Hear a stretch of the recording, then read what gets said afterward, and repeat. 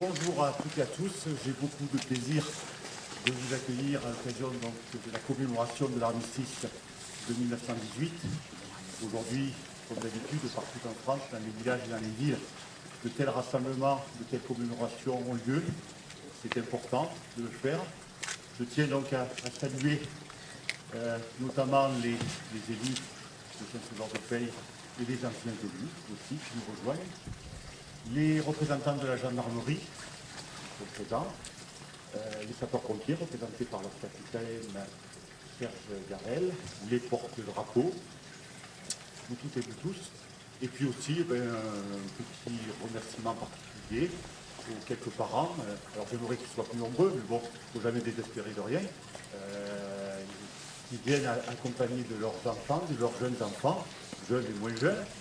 Je trouve que c'est important parce que nous les adultes, même si on pouvait estimer toujours être plus nombreux, c'est important, au-delà de ce qu'ils apprendront à l'école dans quelques années, qu'ils participent à ces commémorations, parce que je suis sûr que lorsqu'ils seront adolescents et puis adultes, ils garderont gravées dans leur mémoire ces images, ils se rappelleront d'être venus à ces commémorations, et je pense qu'ils seront peut-être beaucoup plus sensibles que d'autres à l'importance de ces commémorations et peut-être aussi qu'à leur tour ils prendront l'habitude puisque nous continuons ce qu'ont fait les anciens et puis d'autres nous remplaceront et c'est eux qui nous remplaceront et qui continuent ce devoir de mémoire et ça me paraît très important.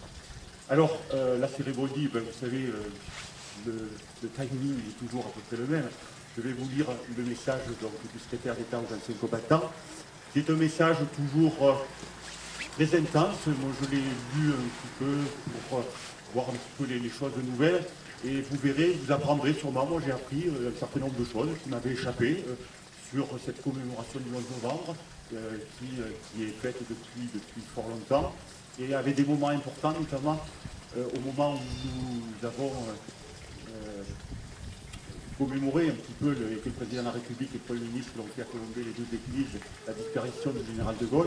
Vous verrez aussi de quelle manière, dans ces années de 39 à 45, malgré l'occupation, malgré la guerre, eh bien, des personnes à titre individuel ou collectivement ont commémoré l'armistice de 1918, bravant ainsi l'occupant, bravant les Allemands.